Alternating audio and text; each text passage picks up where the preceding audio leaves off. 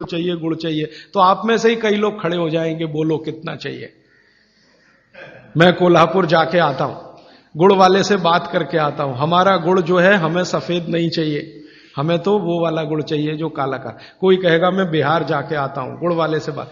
जहां जहां गुड़ बनने के बड़े केंद्र हैं, बिहार बहुत बड़ा केंद्र है, गन्ना होता है, कर्नाटक में बहुत गन्ना है, महाराष्ट्र तो गन्ने का सबसे बड़ा केंद्र है हिंदुस्तान में, आपका महाराष्ट्र आपके बॉर्डर पे ही है, आंध्र प्रदेश में बहुत गन्ना है, तमिलनाडु में भी गन्ना है, कई इलाके तमिलनाडु में गन्ने के, जहां जहां गन्ना होता है वहां गुड़ बन सकता है।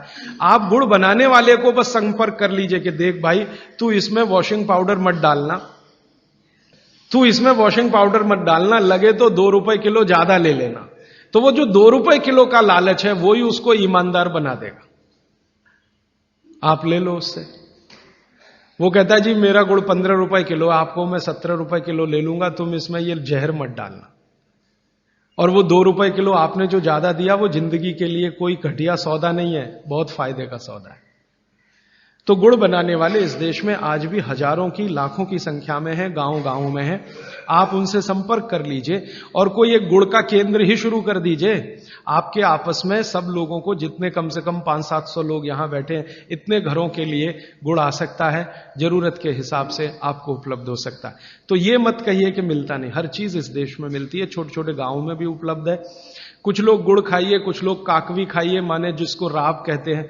जितना जाड़े का समय है ना, नवंबर, दिसंबर, जनवरी, फरवरी तक राब भरपूर खा सकते हैं। दही में राब खाइए, दूध में राब खाइए, हलवा राब का बनाइए, गुड़ का हलवा बनाइए, गुड़ दही में खाइए, गुड़ दूध में खाइए। अब गुड़ को दूध और दही में खाने का नियम है, वो बागभट्ट जी कहते हैं। वो कहते हैं जी दही में मिला के गुड़ खाया जाए, दही में मिला के गुड़ खाइए, दूध में गुड़ कभी मत मिलाइए, दूध में गुड़ कभी मत मिलाइए, दही में मिला के खाइए। तो दूध में कैसे खाएंगे जी? दूध में ऐसे खाएंगे कि पहले गुड़ खा लीजिए, पीछे से दूध पी लीजिए, या दूध पी लिया पीछे से थोड़ा गुड़ खा लीजिए। दूध में गुड़ मिला नहीं सकते, और दही में कभी भी बिना मिलाए मत खाइए।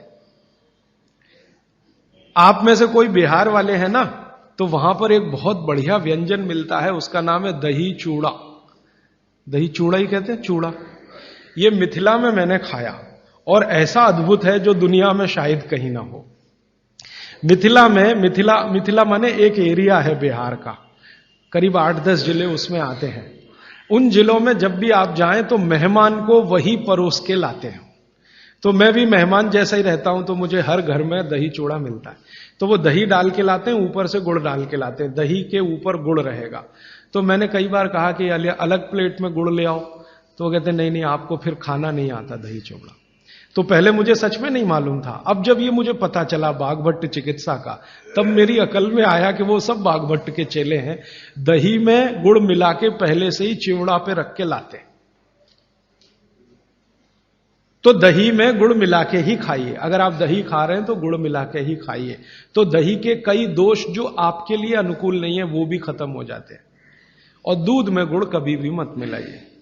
एक जगह तो वो ये कहते हैं कि दूध खाली पी लीजिए, गुड़ आगे पीछे खा लीजिए, वो ज्यादा बेहतर है। तो गुड़ खाइए, मेरा कहने का मतलब ये है। अब गुड़ के कितने प्रिपरेशन है हमारे घर में?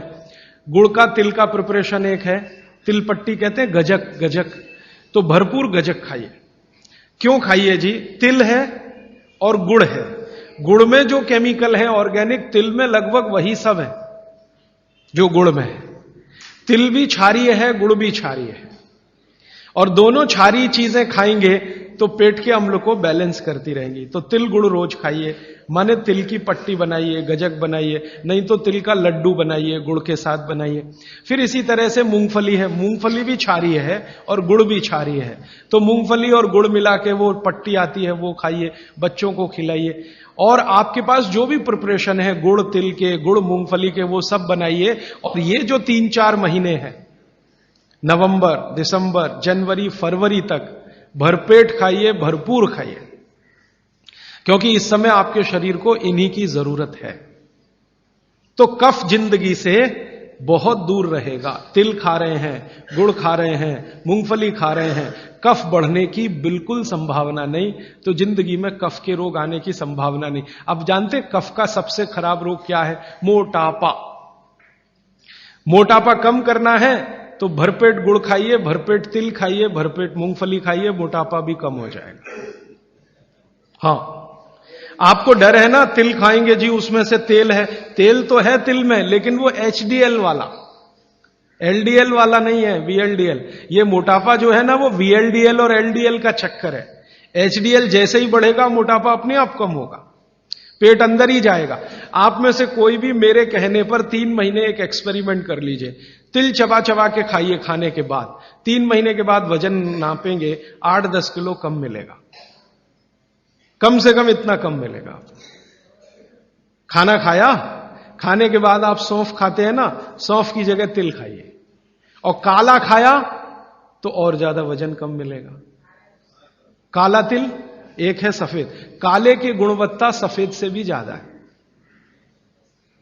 लेकिन ये इन्हीं 4 महीनों में, गर्मी में अगर आपने यही तिल खाया तो प्रॉब्लम आएगी।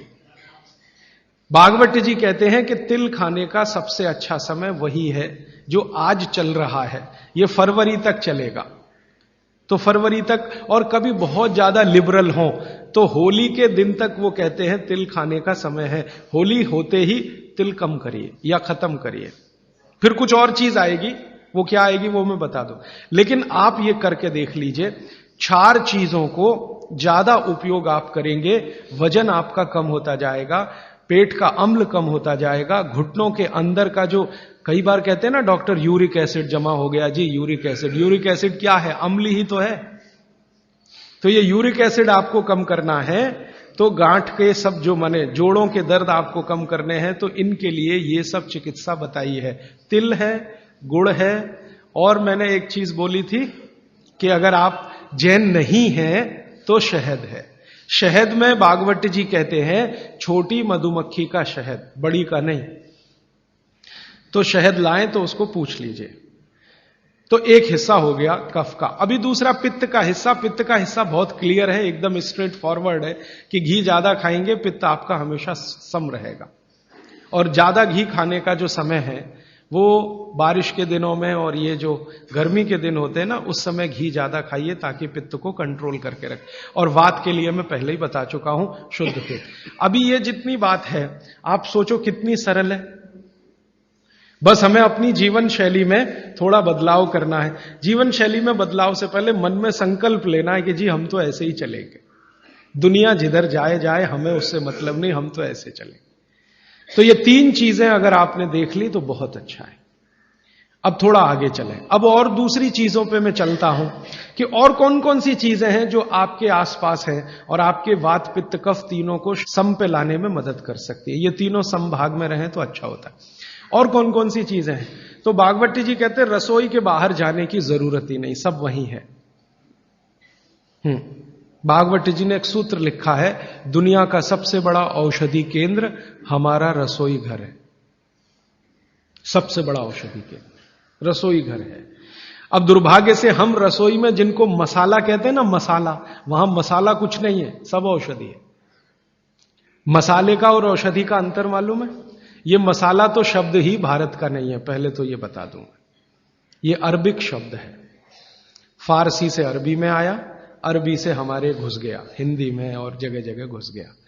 ये विदेशी आए तो ये शब्द भी आया। हिंदुस्तान में 17वीं 18वीं शताब्दी का साहित्य जब मैं पढ़ता हूं तो जब तक मुगलों का राज्य रहा तब तक मसाले शब्द का बहुत उपयोग है। मुगलों के राज्य के पहले एक भी जगह किसी भी शास्त्र में मसाला नहीं है। चरक संहिता पढ़ी मैंने, कहीं भी मसाला नहीं है उसमें। सुश्रुत में कहीं मसाला नहीं है, भागवत की कहीं मसाला नहीं है। पुराने जितने लेखक हुए हैं ना 10वीं शताब्दी के पहले के, कहीं भी किसी ने मसाले शब्द का इस्तेमाल ही नहीं किया। हर जगह है तो औषधि है, औषधि औषधि, जीरा औषधि, धनिया औषधि, ये औषधि के रूप में है। तो इनकी जो प्रॉपर्टीज हैं रसोई घर की औषधियों की, ये सब आपके चिकित्सा के लिए है। अब मुझे समझ में आता है कि हमारे पुराने जमाने की माताएं बहनें, जो हमारी दादी हैं, नानी हैं, उन्होंने अपनी अपनी बेटियों को जो कुछ सिखाया, सब्जी बनाना तो क्या क्या डालना, जीरा चाहिए, धनिया चाहिए, हींग चाहिए, मात्रा कितनी कितनी चाहिए, वो सब बड़े वैज्ञानिक और चिकित्सक लोग रहे होंगे। क्योंकि रोज हमारे शरीर में वात पित्त कफ की स्थिति सम और असम होती रहती है। आप जानते हैं सुबह जो है ना वात ज्यादा होता है शरीर में, सुबह सुबह, दोपहर को पित्त ज्यादा होता है, शाम को कफ ज्यादा होता है। तो ये पूरे 24 घंटे में ऊपर नीचे होता रहता है। तो 24 घंटे में जो वात पित्त कफ ऊपर नीचे होता रहता है, तो सब्जियों में उसी के हिसाब से औषधियां डाली जाती है। जैसे दोपहर की सब्जी बने, दोपहर की, तो मेरी दादी को मैंने देखा था कि दोपहर की सब्जी बनाएगी तो अजवाइन जरूर डालेगी उसमें, और वही सब्जी रात को बनाती थी तो अजवाइन नहीं डालती थी। तो एक दिन मैंने दादी से पूछा कि यही सब्जी दोपहर को मैंने खाई तो इसमें अजवाइन थी, शाम को खाई तो नहीं, क्यों? तो उसने उत्तर तो नहीं दिया। तो उसने कहा मेरी मां ने ऐसा सिखाया। बस बात खत्म हो गई। अब उस समय मैं भी मान लिया कि ठीक है, उसकी मां ने सिखाया। अब जब मैंने काम शुरू किया ये चिकित्सा पर, तब मेरे समझ में आया कि अजवाइन जो है पित्तनाशक है। घी के बाद, देशी गाय के घी के बाद जो सबसे ज्यादा पित्तनाशक दूसरी कोई चीज है तो वो अजवाइन है। और दोपहर को पित्त भड़कता है, आप जानते हैं, और वो स्वाभाविक है क्योंकि खाना खाने के लिए पित्त भड़कना ही चाहिए। तो उस समय अजवाइन डाली जाती है सब्जी में, क्योंकि दोपहर को ही शरीर को अजवाइन की जरूरत होती है पित्त को सम पे लाने के लिए। तो भारत में ज्यादातर माताएं बहनें ये बात जानती हैं कि दोपहर की सब्जी में अजवाइन चाहिए। दोपहर का दही है ना, दही का मट्ठा, उसमें भी अजवाइन का बघार लगता है। दोपहर की जितनी भी चीजें हैं ज्यादातर अजवाइन ग्रस्त होती हैं या अजवाइन से बनती हैं, क्योंकि पित्त को सम पे रखना है। तो आप सोचो, जो लोग ये कर रहे हैं वो बिना कहे कितना बड़ा काम कर रहे हैं, हमने उसका वैल्यूएशन नहीं किया, ये हमारी मूर्खता। हमारे यहां तो एक बहुत बड़ा दुष्कर्म इस देश में हुआ है। अंग्रेजों के हम गुलाम हो गए, तो सब कुछ हम भूल गए, अपनी चीजें। अंग्रेजों ने जो सिखाया वही हमें याद है। तो हम जीडीपी का कैलकुलेशन करते हैं अंग्रेजों के फॉर्मूले से। जीडीपी निकलता है इस देश का, ग्रॉस डोमेस्टिक प्रोडक्ट। तो मैंने बहुत बार इस देश के अर्थशास्त्रियों से पूछा कि जीडीपी में आप विचित्र विचित्र कैलकुलेशन करते हैं। जैसे भारत की पुलिस है, उस पर जो खर्चा हो रहा है वो जीडीपी का हिस्सा है। अगर चोरियां बढ़ी, डकैतियां बढ़ी, तो पुलिस का खर्च बढ़ेगा तो जीडीपी बढ़ेगा। और प्रधानमंत्री छाती ठोक के कहेगा मेरे जमाने में जीडीपी 10% से ऊपर बढ़ गया। सो व्हाट, पुलिस का खर्च बढ़ गया, माने चोरियां बढ़ गई, डकैतियां बढ़ गई, अत्याचार बढ़ गए, अनाचार बढ़ गए, तो जीडीपी बढ़ गया, तो क्या बड़ी बात है। तो हमारे जो जीडीपी के कैलकुलेशन है बड़े विचित्र हैं। इसमें चोरी हो, डकैती हो, लूट मारी हो तो जीडीपी बढ़ेगा, लेकिन माताएं बहनें घर में जो करती रहती हैं वो जीडीपी में है ही नहीं, कैलकुलेशन ही नहीं है उसका। भारत सरकार कोई कैलकुलेशन नहीं करती कि किसी माँ ने 1 किलो पापड़ बना दिए तो जीडीपी बढ़ा कि नहीं, तो कहते हैं जी मालूम नहीं बढ़ा कि नहीं बढ़ा, क्योंकि कैलकुलेशन नहीं है। किसी माँ ने दाल की बड़ी बना दी 5 किलो दाल की, तो जीडीपी बढ़ा कि नहीं बढ़ा। आपका मन क्या कहता है, बुद्धि क्या कहती है, बढ़ा कि नहीं बढ़ा।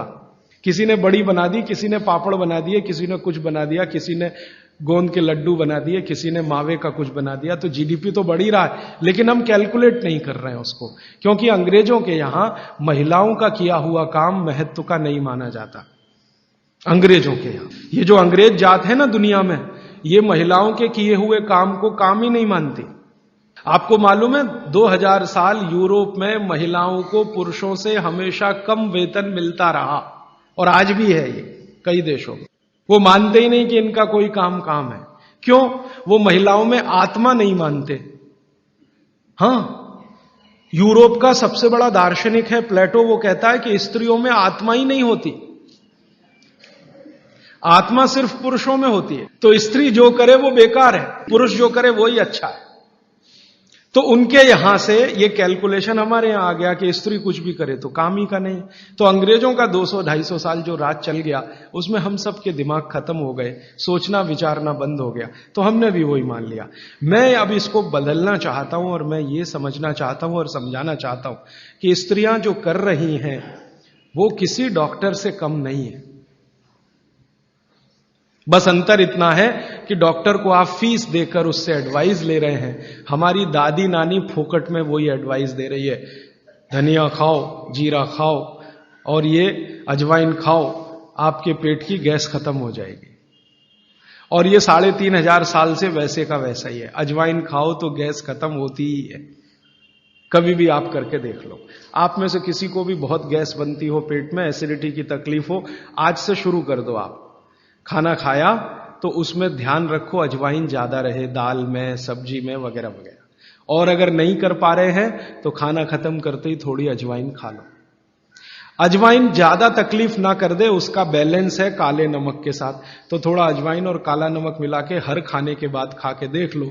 3 दिन में ना आपकी गैस बंद हो तो आप जो कहो मैं हारने को तैयार। ये गारंटी मैं नहीं दे रहा हूं, ये गारंटी अजवाइन दे रही है, मेरी गारंटी नहीं है, अजवाइन की गारंटी है।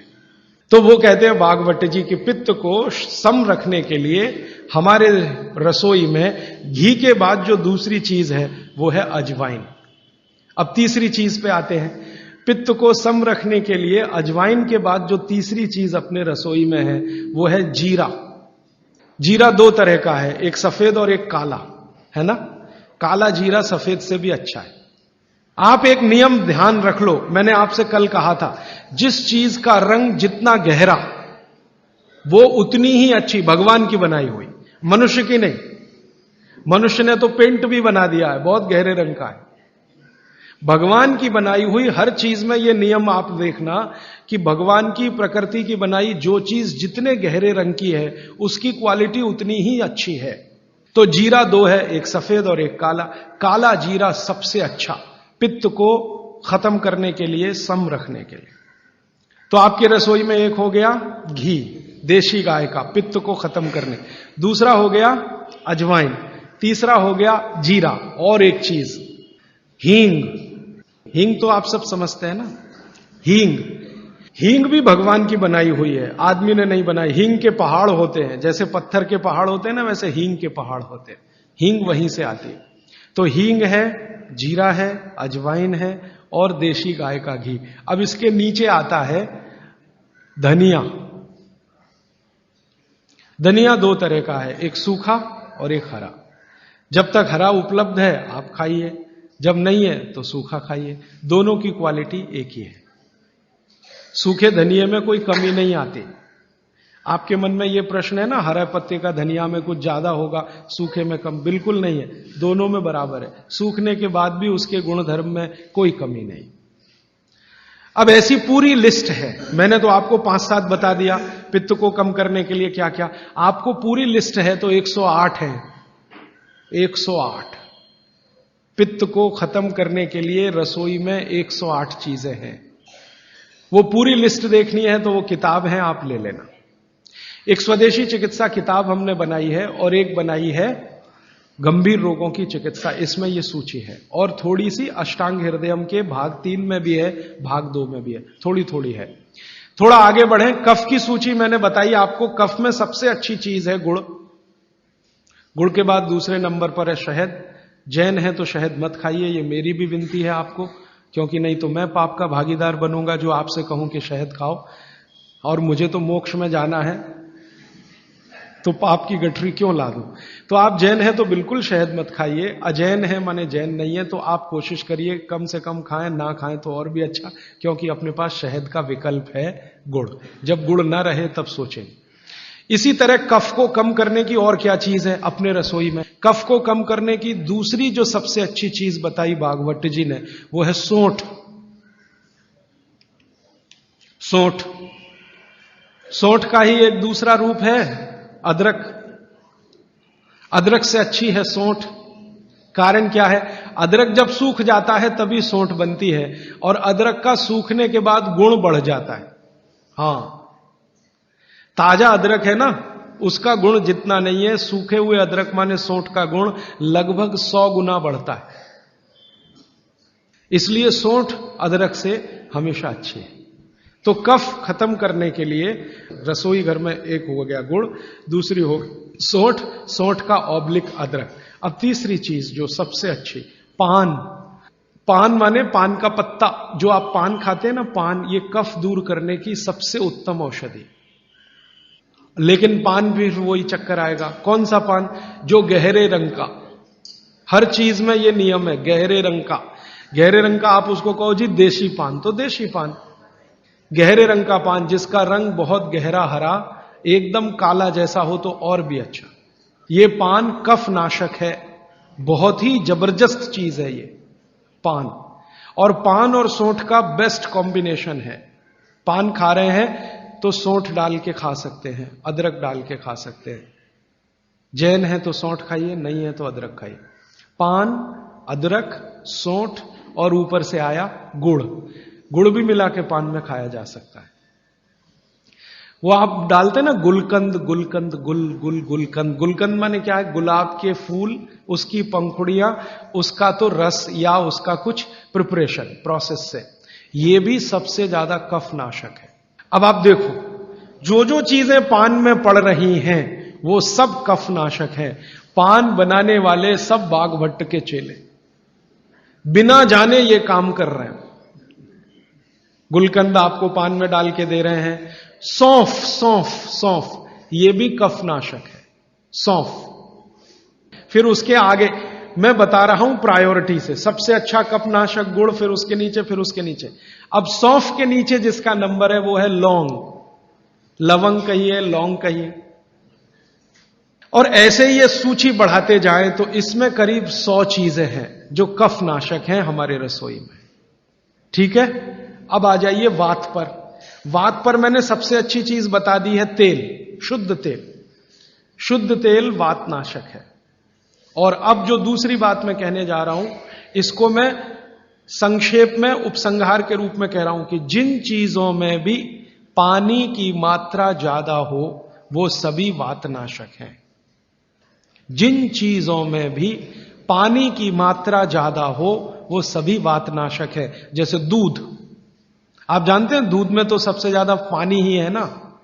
दूध को फाड़ के देख लो, सॉलिड मटेरियल तो थोड़ा ही निकलता है ना, बाकी तो पानी ही रह जाता है। तो दूध में बहुत पानी है। तो जिन चीजों में पानी ज्यादा है, भागवत जी ने सूत्र ऐसे लिखा है कि पानी युक्त चीजें, जल युक्त चीजें सभी वातनाशक हैं। तो दूध हो गया, दूध के बाद दही, दही में भी पानी ही है, आप जानते हैं। और छाछ तो सबसे ज्यादा पानी वाली है। जूस जो आप इस्तेमाल करते हैं, सभी जूस वातनाशक है। सभी जूस, संतरे का, मौसम्मी का, गन्ने का तो बहुत ही अच्छा है, अंगूर का, टमाटर का, वगैरह वगैरह, ये सब जूस वातनाशक है। तो सब तरह के जूस, दूध, दही, छाछ, ये सब वातनाशक चीजें हमारे घरों में हैं।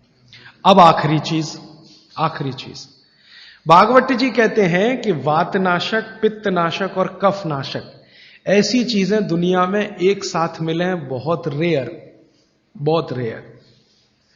वो कहते हैं कि बहुत चीजें दुनिया में हैं, कोई वात का नाश करेगा, कोई पित्त का, कोई कफ का, लेकिन कोई ऐसी चीजें भी अपने रसोई में हैं जो तीनों को नाश कर सकती हैं।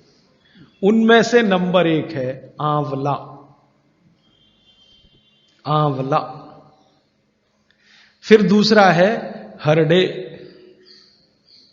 और तीसरा है बहेड़ा, और तीनों मिला के बनता है त्रिफला। ये जो त्रिफला है ना, भागवत जी इसकी इतनी बढ़ाई करते हैं, इतनी प्रशंसा उन्होंने लिखी है कि खाली त्रिफला पर ही उनके 120 से ज्यादा सूत्र हैं। 120 से ज्यादा अकेले त्रिफला पर। त्रिफला को इसके साथ खाओ, त्रिफला को उसके साथ खाओ, त्रिफला को ऐसे खाओ, त्रिफला को 120 से ज्यादा सूत्र है अकेले त्रिफला पर। और वो ये कहते हैं कि ये जो त्रिफला है, इसमें सबसे अच्छा फल आंवला, फिर बहेड़ा, फिर हरडे। ये सबसे दुनिया में अद्भुत चीज है। लेकिन इसकी मात्रा के बारे में उन्होंने जो कहा है वो ध्यान रखिए। ज्यादातर लोग त्रिफला इस्तेमाल करते हैं, करिए, बहुत अच्छा है, लेकिन मात्रा ध्यान रखिए। हम क्या करते हैं कि हर्र, बहेड़ा, आंवला तीनों बराबर मात्रा में मिला के त्रिफला बनाते हैं। वो कहते हैं कि ये उतना उपयोगी नहीं है, और हमने करके भी देखा। वो कहते हैं कि त्रिफला सबसे अच्छा होता है 1, 2, 3 के अनुपात में। पहला है हर्र, हर्रडे 1 अनुपात, दूसरा है बहेड़ा 2 अनुपात, और तीसरा है आंवला 3 अनुपात। अब इसको मात्रा में कहूं, अगर त्रिफला बनाना है तो हरडे लेना 100 ग्राम, बहेड़ा लेना 200 ग्राम और आंवला लेना 300 ग्राम। तो ये 100, 200, 300 ग्राम की मात्रा में आप जो त्रिफला चूर्ण तैयार करेंगे, वो कहते हैं ये अद्भुत है, वात, पित्त, कफ तीनों का नाश करता है, तीनों का। अब वात, पित्त, कफ तीनों से आप अगर ग्रसित हैं तो आप त्रिफला जरूर लीजिए। कैसे लाएं? त्रिफला लेने के 2 नियम बताए उन्होंने, एक रात को और एक सवेरे। सवेरे का नियम उनका यह है कि सवेरे सवेरे अगर त्रिफला खाएं तो गुड़ के साथ, नहीं तो शहद के साथ, गुड़ या शहद। वैसे ही आप तय कर लीजिए, जैन है तो गुड़, अजैन है तो शहद। तो सवेरे का त्रिफला खाएं तो गुड़ या शहद के साथ, रात का त्रिफला खाएं तो दूध के साथ या गर्म पानी के साथ। त्रिफला तो एक ही है ना, सवेरे भी त्रिफला ही खा रहे हैं, रात को भी, लेकिन बागवती जी कहते हैं असर अलग अलग है दोनों के। रात को जो आप त्रिफला खाएंगे दूध के साथ या गर्म पानी के साथ, तो ये त्रिफला रेचक है। रेचक शब्द उन्होंने इस्तेमाल, रेचक माने पेट को साफ करने वाला, बड़ी आंत की सफाई करने वाला, शरीर के सब अंगों की सफाई करने वाला, झाड़ू लगाने वाला जो व्यक्ति, वो रेचक। तो कहते हैं रात को अगर त्रिफला आप ले रहे हैं दूध के साथ या गर्म पानी के साथ, तो ये रेचक है, माने ये एक ही काम सबसे ज्यादा करेगा कि आपकी कब्जियत मिटा देगा। कितनी भी पुरानी कब्जियत है मिटा देगा, 40 साल पुरानी भी मिटा देगा रात को। और जो दिन को त्रिफला खाया सवेरे गुड़ के साथ, तो वो कहते हैं ये पोषक है। एक शब्द है रेचक और एक है पोषक। पोषक माने शरीर को जो कुछ चाहिए, विटामिन सी चाहिए, विटामिन ए चाहिए, विटामिन डी चाहिए, या विटामिन के चाहिए, या कोई विटामिन चाहिए, या हमें माइक्रो न्यूट्रिएंट्स चाहिए शरीर को, कैल्शियम चाहिए, आयरन चाहिए, वगैरह वगैरह। तो शरीर को अगर पोषकता चाहिए तो त्रिफला सवेरे खाना, और शरीर में आप मानते हैं कि हमारी कब्जियत ठीक करने के लिए तो त्रिफला रात को खाना।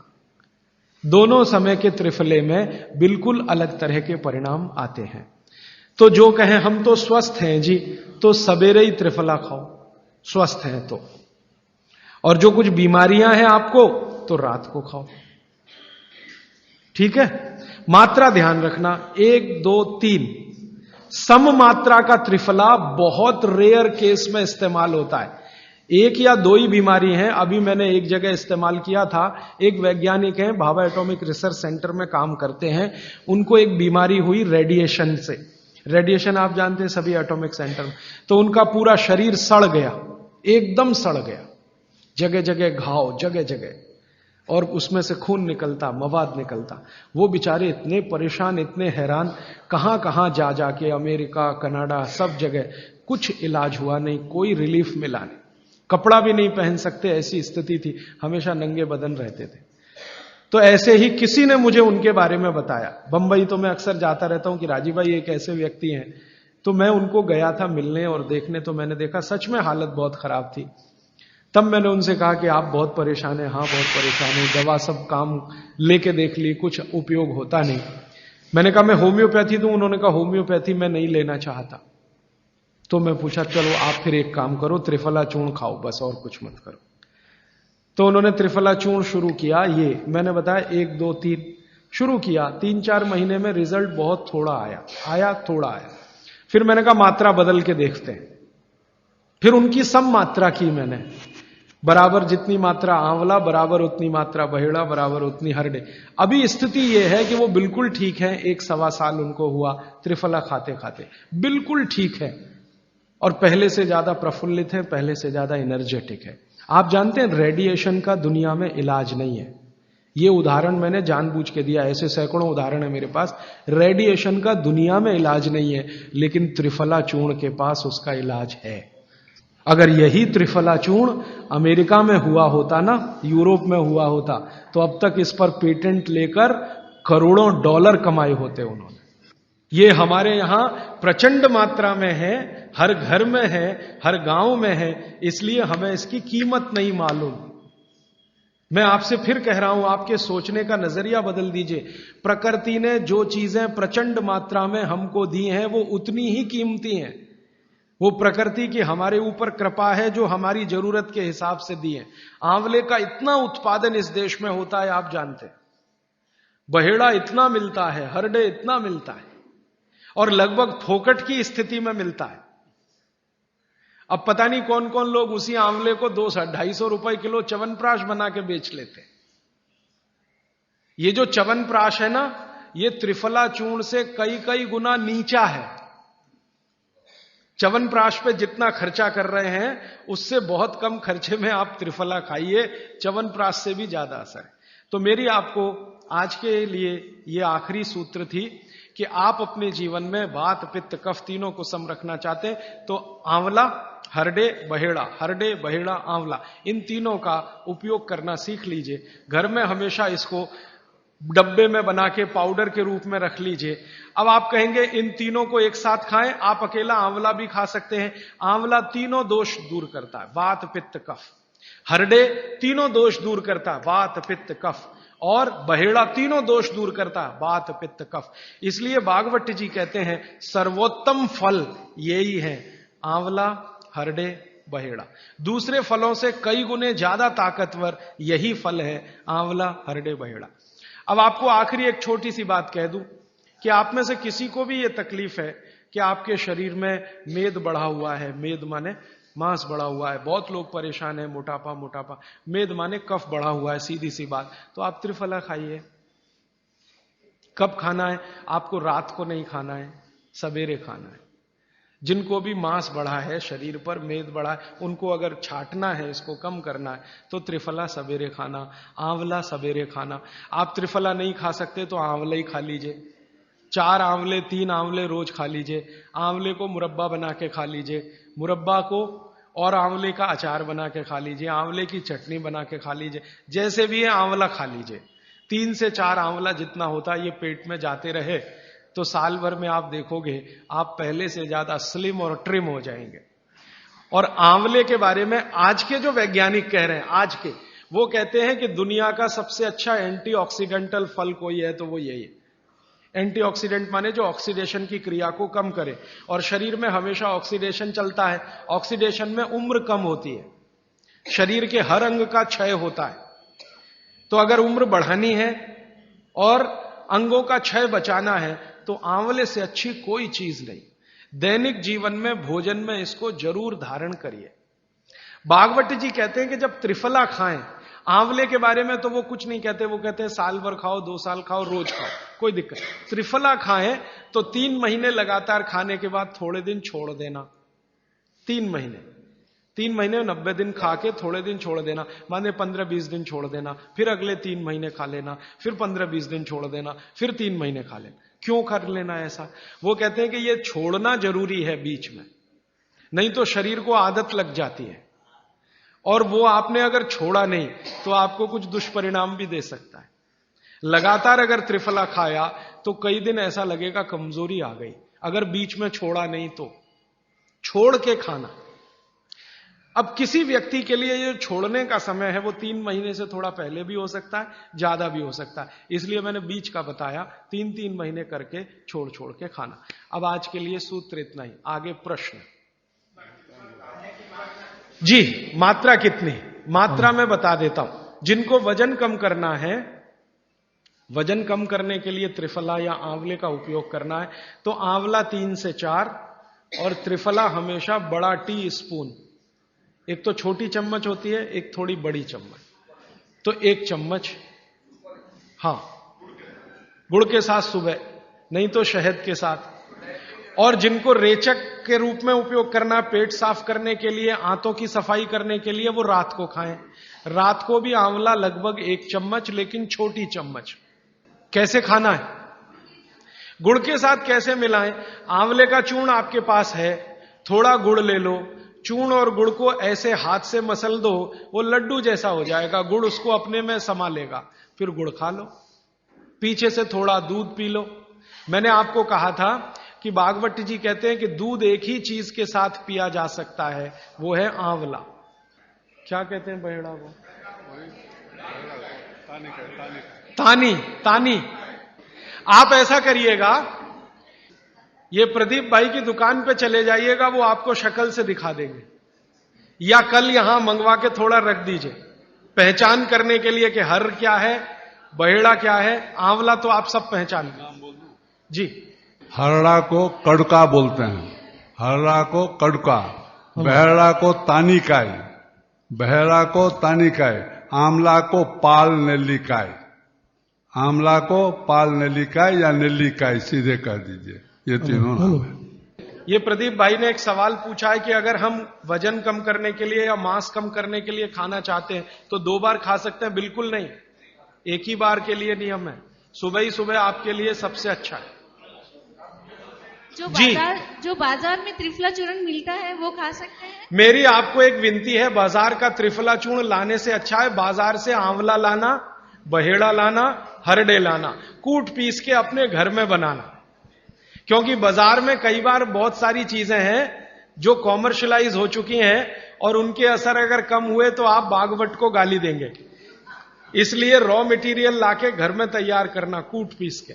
जी, आपने गुड़ की बहुत महत्वपूर्णता बताई, परंतु डायबिटीज पेशेंट्स क्या करें उसके लिए? गुड़ आप डायबिटीज में खाइए, भरपेट आंवले के साथ खाइए, त्रिफला के साथ खाइए, कोई तकलीफ नहीं, कोई तकलीफ नहीं है गुड़ खाने में। डायबिटिक लोग भी गुड़ खा सकते हैं, शुगर ना खाएं। और जूस का क्या करें? डॉक्टर्स से कहते हैं डायबिटीज डोंट ईट फ्रूट्स करके। आप बिल्कुल चिंता मत करिए, आप भगवान की दी गई जो शक्कर है, ईश्वर की दी गई शक्कर है, जूस में है, फल में है, वो आपको शायद मालूम है या नहीं।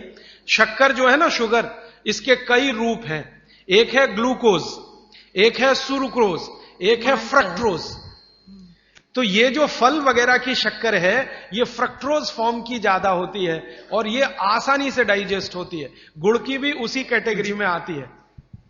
तो आप चीनी मत खाइए, गुड़ खा सकते हैं, शहद खा सकते हैं, फल खा सकते हैं। मीठे कोई भी फल खाने में तकलीफ नहीं है, बशर्ते कि त्रिफला खाते रहें, थोड़ा त्रिफला लेते। जिनको भी डायबिटीज है वो भी त्रिफला का सेवन करें, क्योंकि डायबिटीज मैंने कहा ना वात का रोग है, तो वात कम करेगा। त्रिफला में तीनों चीजें हैं जो वात नाशक हैं, आंवला, हरडा, बहेड़ा।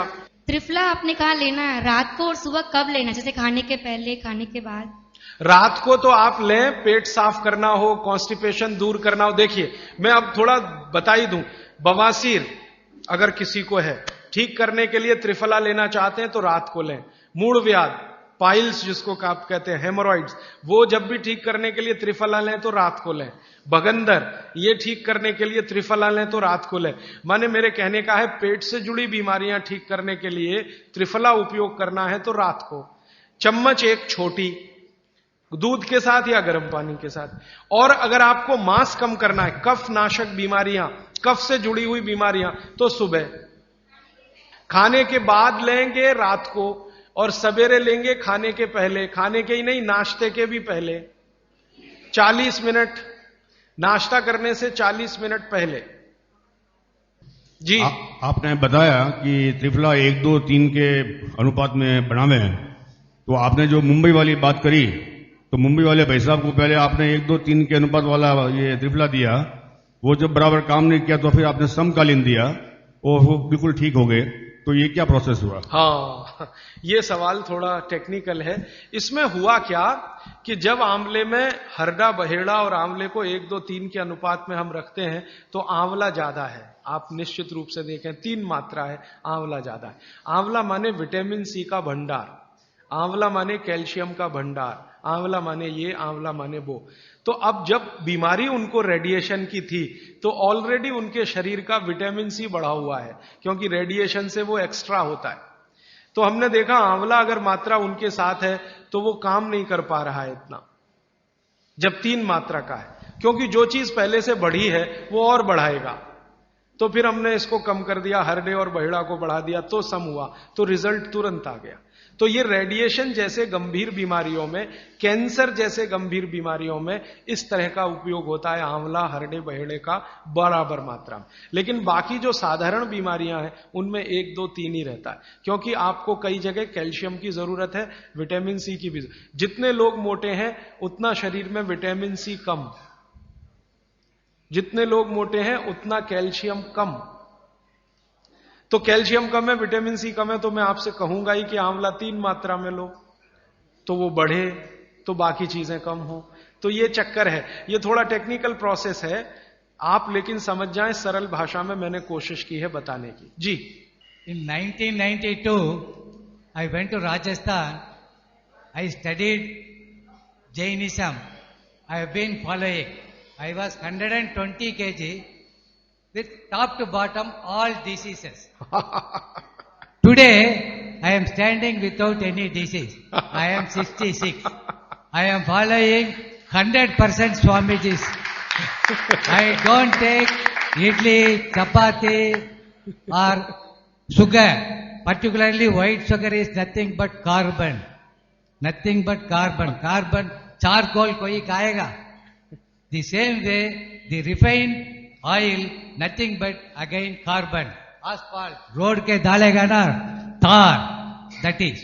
So, what he said, I learned it in Rajasthan. I was 127 kilo. Now I am just 49 or 50 kilo without any disease. From top to bottom, including lung cancer and mouth cancer, I cured without any medicine, only by food, the Swamiji's food. I have to thank Jainism. But one sorry state, kindly all Jains follow, not attending here, follow it. Don't listen and forget it. All these things have to go into your heart and eat healthy, live healthy. Thank you. मेरे पास एक कागज में लिखा हुआ प्रश्न आया है, छोले की दाल और दही साथ में खा सकते हैं? आप ये देखो, छोला द्विदल है क्या?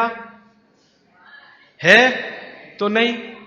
और खाना है तो तरीका मैंने बताया, दही गर्म करके बघार लगा के। तो जो भी चीज द्विदल है उसके साथ दही खाएं तो बघार लगा के, तब उसकी तासीर गर्म होती है, तभी खाएं। धन्यवाद। भागवत जी जिस फल को या जिस औषधि को सबसे ज्यादा बढ़ाई करते हैं, बखान करते हैं, वो मैंने बताया त्रिफला चूर्ण है। भागवत जी का यह कहना है कि पृथ्वी पर अगर कोई अमृत चीज है, अमृत तत्व है, तो वो ये त्रिफला है। त्रिफला में 3 फल हैं, आंवला है, बहेड़ा है, हरडे है। लेकिन जो महत्व की बात आपको समझने की है वो ये कि हर बहेड़ा, आंवला, इसको हमेशा 1, 2, 3 के अनुपात में ही उपयोग करें। भागवत जी ने त्रिफला उपयोग करने के लिए बोला है, लेकिन उसके साथ उन्होंने एक महत्व की बात जोड़ी है कि इसको अकेला कभी भी उपयोग ना करें, या तो इसमें गुड़ मिलाएं या तो इसमें शहद मिलाएं। अकेला उपयोग करना हो तो ज्यादा दिन ना करें, नहीं तो आपको कुछ कमजोरी सी महसूस होगी। ज्यादा दिन से मतलब 3 महीने के आगे ना करें। तो मैंने जो बताया, रात को अगर त्रिफला ले रहे हैं तो या तो आप दूध के साथ लें, पानी के साथ त्रिफला लेना माने अकेला त्रिफला लेना, ऐसा माना जाता है। दूध के साथ अकेला नहीं है, गुड़ के साथ अकेला नहीं है, और शहद के साथ अकेला नहीं है। त्रिफला में तीनों के बारे में मैंने कल थोड़ा थोड़ा आपको बताया था। ऐसे ही भागवत जी कहते हैं त्रिफला जैसी ही एक वस्तु है, त्रिकटु है। फिर ऐसे कर करके उन्होंने पूरी 108 की सूची बताई है। अब मैं उसको विस्तार में नहीं जाना चाहता, क्योंकि थोड़ा समय कम पड़ रहा है मेरे पास, और मुझे आगे की कुछ बातें जो छूटी हुई हैं वो बतानी है। त्रिफला जैसी कुछ वस्तुओं के बारे में मैंने कल कहा था, जीरे के बारे में कहा था, आपको थोड़ा हींग के बारे में कहा था, अजवाइन के बारे में कहा था। ऐसे ही अपने घर में एक बहुत अच्छी चीज है जिसके बारे में मैं कल छूट गया बोलना, लेकिन बोलना जरूरी है, वो है मेथी का दाना।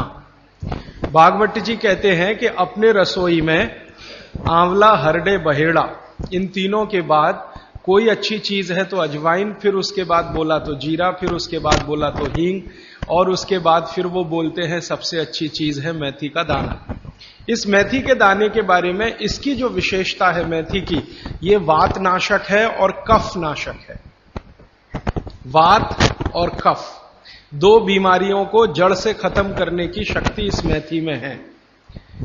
मेथी पित्त को बढ़ाती है, वात को कम करेगी, कफ को कम करेगी, पित्त को बढ़ाएगी।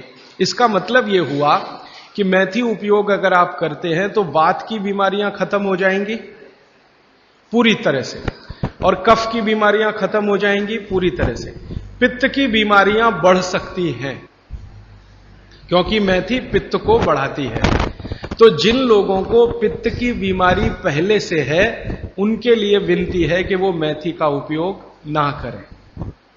जिनको पित्त की बीमारी पहले से है वो मेथी का उपयोग ना करें। पित्त की बीमारी आप समझते हैं, एसिडिटी होना, हाइपर एसिडिटी होना, अल्सर होना, पेप्टिक अल्सर होना, मुंह में पानी आना, खाने का हजम नहीं होना, खाना खाने के 2-3 घंटे बाद भी खाने का टेस्ट मुंह में रहना, डकारे आना वगैरह वगैरह, हिचकी आना, ये ज्यादातर पित्त से जुड़ी हुई बीमारियां।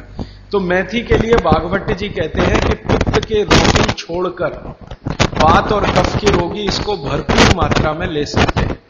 अब वात की बीमारियां अगर आपकी हैं, घुटने दुखना, कमर दुखना, कंधे दुखना, जोड़ों का दर्द हो, मेथी का उपयोग जरूर करें, जरूर करें। अब आप पूछेंगे जी मेथी का उपयोग करने का तरीका बहुत सरल बताया भागवत जी ने कि रात को 1 गिलास गुनगुने पानी में या गर्म पानी में 1 चम्मच मेथी दाना डाल दें, रात भर उसको रखें, सुबह उठकर मेथी दाने को चबा चबा के खाएं। चबा चबा के खाने का महत्व तो बहुत है। कई लोग मेथी की फंकी लेते हैं, पिसा हुआ मेथी होता है ना, उसकी फंकी लेते हैं, लेकिन फंकी का महत्व इतना नहीं है जितना चबाकर खाए हुए मेथी का है। क्यों? कारण उसका यह है कि जैसे ही मेथी आप चबाते हैं लार बनना बहुत तेजी से शुरू होती है, क्योंकि मेथी का जो स्वाद है ना वो कटुक है, कषाय स्वाद है उसका। तो उस स्वाद की कोई भी चीज आप चबाएंगे बहुत तेजी से लार बनेगी, और वो लार मैंने आपको पहले ही बता दिया है आपके जीवन के लिए बहुत ही महत्वपूर्ण और उपयोगी है। इसलिए मेथी दाने को चबाकर खाने का असर बहुत गहरा और बहुत अच्छा होता है। तो आप मेथी दाना नियमित रूप से अपने घर में रखें, रसोई में रखें, उसका उपयोग करें। इस मेथी दाने के लिए एक बात वैसे मैंने महसूस की है, हमारे ज्यादातर घरों में अचार जितने भी बनते हैं सब में मेथी होती है ज्यादातर। तो आप भागवत जी की बात अगर मानते हैं और सुनते हैं तो जो भी अचार में मेथी है वो अचार नहीं है, औषधि है, दवा है। माने आप कभी भी अपने जीवन में ऐसे अचार खाने से परहेज ना करें जिसमें मेथी है। मेथी है तो जरूर खाएं, वो चाहे आम का अचार हो, चाहे कोई भी दूसरा नींबू का हो, या जो भी अचार आप डालते हैं, अगर मेथी है तो जरूर उस अचार को आप खा सकते हैं। कुछ अचारों में मेथी के अलावा ये भी होती है, अजवाइन होती है। अगर अजवाइन है तो आप जरूर अचार खा सकते हैं, क्योंकि महत्व की बात जो आपको मैं समझाना चाहता हूं वो ये कि किसी भी अचार पर, किसी भी फल पर औषधियों का असर फल से ज्यादा होता है। जो विज्ञान की बात है वो ये कि आपने अचार डाला, तो मान लो आम का फल था, आम के फल का अचार डाला, अब इस पे मेथी पड़ गई या इस पे पड़ गया ये अजवाइन पड़ गई, तो अजवाइन और मेथी दो ऐसी औषधियां हैं जो दूसरे के प्रभाव को बहुत कम और अपने प्रभाव को बढ़ा देती हैं। तो कई लोग ऐसा घबराते हैं ना, मुझे अचार खाना तो अच्छा लगता है लेकिन खा नहीं सकता क्योंकि मुझे ऐसी तकलीफ है। मैं आपको यह कहना चाहता हूं कि अगर मेथी पड़ी हुई है किसी भी अचार में और आप वात के रोगी हैं या आपको कफ की तकलीफ है तो बेझिझक वो अचार खाइए, तो अचार के साथ मेथी जाएगी। और अचार में पड़ी हुई मेथी का असर पानी की मेथी से कई गुना ज्यादा हो जाता है। मैंने जो मेथी आपको बताई वो पानी में रात को डाल के सुबह खाना, इसका जितना असर है, लेकिन अचार में डाली हुई मेथी का असर इससे कई गुना ज्यादा है, क्योंकि अचार में ये मेथी 5-6 महीने साल भर पड़ी रहती है। मेथी के बारे में बागवती जी कहते हैं कि तेल में मिलाकर अगर आपने इसको रख लिया तो बात वही है कि अचार में तो तेल भी है, बिना तेल के अचार नहीं है। अब मेथी उसमें डल गई तो आप समझ लीजिए कि इसकी शक्ति जो काम करने की है वो 20 गुनी ज्यादा होती है, कम से कम 20 गुनी ज्यादा होती है। तो इसलिए अचार में पड़ी हुई मेथी जितनी पुरानी होती जाएगी आपको उतनी ही लाभकारी है। और ठीक यही बात उन्होंने अजवाइन के लिए लिखी है कि अजवाइन अचार में पड़ गई है तो आप समझ लो कि वो बहुत गुनी बढ़ गई है। अब मैं ये दूसरे तरह से सोचता हूं कि हमारे घर में जो माताएं बहनें हैं वो कितनी वैज्ञानिक हैं कि अचार के रूप में मेथी को या अजवाइन को इस तरह से डालती हैं। वो अनजाने में कितना बड़ा विज्ञान का काम कर रही हैं। जानकर करें तो आप सोचो कितना गर्व हो, कितना गौरव हो, लेकिन अनजाने में वो कर रही हैं। तो ये बात मैं विशेष रूप से आपके ध्यान में लाना चाहता हूं कि जिस घर की माताएं अचार बनाना जानती हैं वो बहुत वैज्ञानिक है। भले उन्होंने अपनी मां से सीखा हो या दादी मां से सीखा हो या नानी मां से सीखा हो, अनजाने में आपने एक ऐसी चीज सीख ली है जो दुनिया के बड़े बड़े डॉक्टर नहीं जानते। कोई भी MBBS MD डॉक्टर से पूछ के देख लीजिए, उसके बारे में कुछ नहीं जानता। और चूंकि वो जानता नहीं है तो अनजाने में कह देता अचार मत खाओ जी, हाँ नहीं तो ये हो जाएगा वो हो जाएगा। उसको ये मालूम नहीं है कि मेथी दाने का अचार है, अजवाइन का अचार है, जीरे का अचार है। तो ये जीरा है, मेथी दाना है, अजवाइन है, हींग का अचार एक बनता है। तो भागवती जी कहते हैं कि जितने तरह के फलों के अचार हम बनाते हैं उसमें आयुर्वेदिक औषधि अगर पड़ गई है तो वो फल का असर कम है, औषधि का असर ज्यादा है।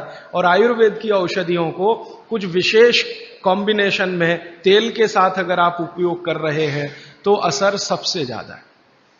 माने भागवत जी के हिसाब से अचार आप जरूर खाएं, लेकिन इसमें उन्होंने बोला है कि अचार महत्व की बात है कि उसमें या तो मेथी हो, या तो अजवाइन हो, या तो जीरा हो, या तो हींग हो, दालचीनी हो, जो भी है, औषधि के बिना अचार ना खाएं। ये है उनका सूत्र। थोड़ा आगे बढ़ते हैं। वो हमारे रसोई घर में एक चीज के बारे में बहुत बखान करते हैं, माने बहुत बढ़ाई करते हैं। वो ये कहते हैं कि जो लोग खाने के बाद पान खाते हैं चूना मिलाकर, वो जिंदगी भर वात के रोगी होंगे नहीं। जो खाने के बाद पान खाते हैं चूना मिलाकर, वो जिंदगी भर वात के रोगी होंगे नहीं। माने चूना वो बोलते हैं सबसे बेहतरीन वातनाशक औषधि है। मेथी का दाना तो है ही, चूना उससे थोड़ा 1 डिग्री ऊपर है।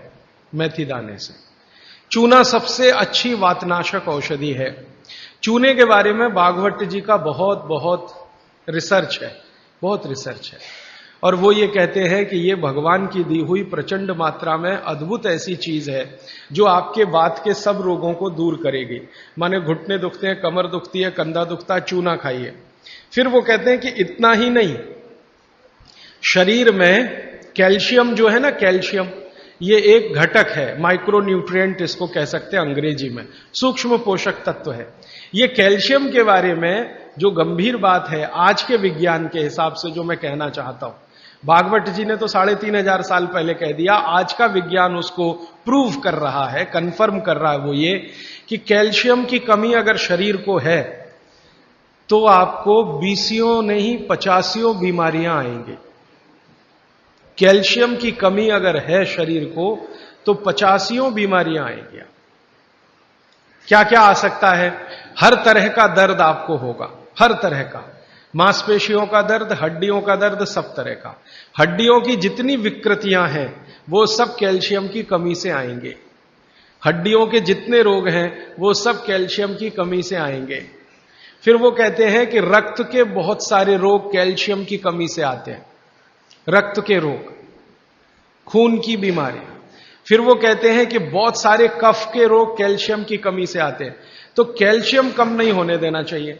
जो विज्ञान आज का कहता है, आधुनिक विज्ञान ये कहता है कि कैल्शियम वो माइक्रो न्यूट्रिएंट है, वो सूक्ष्म पोषक तत्व है जिसके शरीर में रहने पर ही दूसरे सूक्ष्म पोषक तत्व उपयोगी होते हैं। ये 12-15 साल का रिसर्च है, एक वाक्य में मैंने खत्म कर दिया। कैल्शियम की उपस्थिति में ही बाकी सभी सूक्ष्म पोषक तत्व उपयोगी होते हैं। इसका मतलब यह है कि अगर आपको शरीर में विटामिन सी का असर देखना है तो कैल्शियम चाहिए, विटामिन ए का असर देखना है तो कैल्शियम चाहिए, विटामिन बी का असर देखना है तो कैल्शियम चाहिए, अगर विटामिन डी का असर देखना है तो भी कैल्शियम चाहिए, विटामिन के का असर देखना है तो भी कैल्शियम चाहिए, प्रोटीन अच्छे से आपके शरीर को काम में आए तो कैल्शियम चाहिए, कार्बोहाइड्रेट्स ठीक से आपके शरीर को मदद करे तो कैल्शियम चाहिए, फैट्स आपके शरीर में डिसॉल्व होते रहें और जहां जरूरत है वहां लुब्रिकेशन में मदद करते रहें तो कैल्शियम चाहिए। माने समझ लीजिए कि कैल्शियम अगर नहीं है तो शरीर में सब कुछ बीमारियां आने ही वाली है। इसलिए कैल्शियम की उपलब्धता शरीर को होनी ही चाहिए।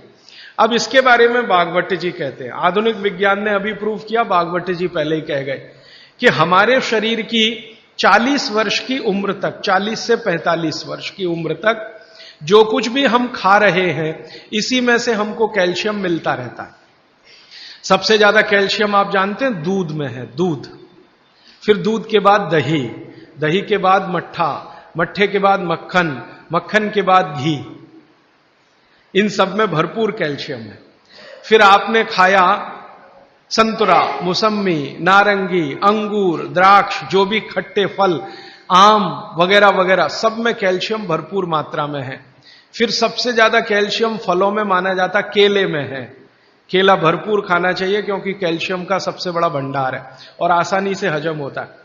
तो ऐसे जो फल हैं इनका जो कैल्शियम है ये 40-45 साल तक हमें आसानी से मिलता रहता है, क्योंकि शरीर की जो बायोकेमिस्ट्री है 40-45 साल तक एकदम दुरुस्त और तंदुरुस्त रहती है, जठर अग्नि भी तीव्र रहती है, बाकी सब फंक्शन ठीक है। लेकिन जैसे ही 45 की उम्र खत्म होती है, माताओं को यह बात विशेष रूप से कह रहा हूं, बहनों को, माताओं को, जैसे ही आपकी 45 की उम्र पूरी होती है और आपका मेंसेस साइकिल बंद होता है, मासिक धर्म आपका बंद होता है, उसी समय आपको कैल्शियम हजम होना कम होना शुरू होता है। आप कितना भी ये सब चीजें खाएं, केला भी खाएं, ये भी खाएं, लेकिन कैल्शियम उतना पूर्ति नहीं करता, क्योंकि कैल्शियम को शरीर में डाइजेस्ट कराने वाला जो हार्मोन है वो तभी तक आपको है जब तक आपकी मासिक चक्र की शुरुआत है। मासिक चक्र बंद होते ही ये हार्मोन कम होता है। आप जानते हैं कई हार्मोन्स कम हो जाते हैं, तो कैल्शियम डाइजेस्ट होना बहुत मुश्किल होता है। तब आपको जरूरत पड़ती है कि बाहर से कैल्शियम लें। इसलिए सब माताएं इस बात को ध्यान दें और इसको गांठ बांध लें कि 45 की उम्र होते ही चूना खाएं, क्योंकि अतिरिक्त बाहर से कैल्शियम उसी से मिलेगा। चूना जरूर खाएं आप सबके लिए, और आपको भी है चूना खाएं, क्योंकि आपकी उम्र भी 45 की जब पूरी होगी तो ये जो कैल्शियम है वो आपके लिए पर्याप्त नहीं है जो फलों से और सब्जियों से आ रहा है, कुछ अतिरिक्त चाहिए। और चूंकि बाकी सब माइक्रो न्यूट्रिएंट्स कैल्शियम की उपस्थिति में ही काम आएंगे, इसलिए इस पर ध्यान दीजिए। तो शायद इसलिए इस देश में एक परंपरा विकसित हुई है पान खाने की। ये पान खाने की परंपरा बहुत वैज्ञानिक है, बहुत ही वैज्ञानिक। जिसने भी शुरू की वो बागवट का पक्का चेला रहा होगा, बहुत समझकर उसने ये शुरू की। और ये अद्भुत है। अद्भुत मैं इसलिए कह रहा हूं कि भारत की सब जातियों में उत्तर से दक्षिण, पूरब से पश्चिम ये परंपरा है। कहीं भी चले जाओ, आप सिक्किम में चले जाओ, अरुणाचल में चले जाओ, वो भी पान खाते हैं। और आप धुर दक्षिण में आ जाओ तो यहां भी है, उत्तर में चले जाओ, कहीं भी चले जाओ। तो ये पान खाना भारतीय सभ्यता का एक बहुत महत्वपूर्ण अंग है जो स्वास्थ्य से जुड़ा हुआ है। बस ध्यान इतना ही रखिए कि पान जो है चूने का ही खाना है, पान जो है चूने का ही खाना है। पान कभी भी कत्थे वाला ना खाएं, क्योंकि कत्था आपके लिए उतना उपयोगी नहीं है। कत्था स्वाद के लिए आप उपयोग करते हैं, चूना औषधि के लिए उपयोग करते हैं। ये बात मैं एक बार पहले भी कह चुका हूं, आज फिर से इसलिए कह रहा हूं कि कुछ नए चेहरे मैं देख रहा हूं। कल बहुत सारे नए और आज भी बहुत सारे नए चेहरे आए हैं। अब वो ये जरूरी बात से वंचित रह जाए, इसलिए मैंने ये दोबारा से कहा है। तो आपके रसोई में मेथी दाना हो गया, चूना हो गया, पान हो गया, फिर पान के बाद आपको जीरा, हींग वगैरह वगैरह, अजवाइन, ये सब हो गई। ऐसी कुल 108 औषधियां हैं। गरीब से गरीब आदमी की रसोई में ये औषधियां हैं, इनका भरपूर उपयोग करिए। एक औषधि के बारे में भागवत जी कहते हैं और भी महत्व की है, दालचीनी। दालचीनी के बारे में भागवत जी कह रहे हैं कि वायु के जितने भी प्रकोप हैं, जैसे दमा, अस्थमा, ये वायु की बीमारियां, अस्थमा, दमा, वात की बीमारियां वायु की, तो इनको खत्म करने में या समाप्त करने में या इन बीमारियों को ठीक करने में बड़ी मदद करता है दालचीनी। और दालचीनी के बारे में भागवत जी कहते हैं कि ये दमा, अस्थमा, इनको तो खत्म करेगा ही, वात के सब रोगों को खत्म करेगा, कफ के रोगों को भी खत्म करता है। कफ के रोग आप समझते हैं, खांसी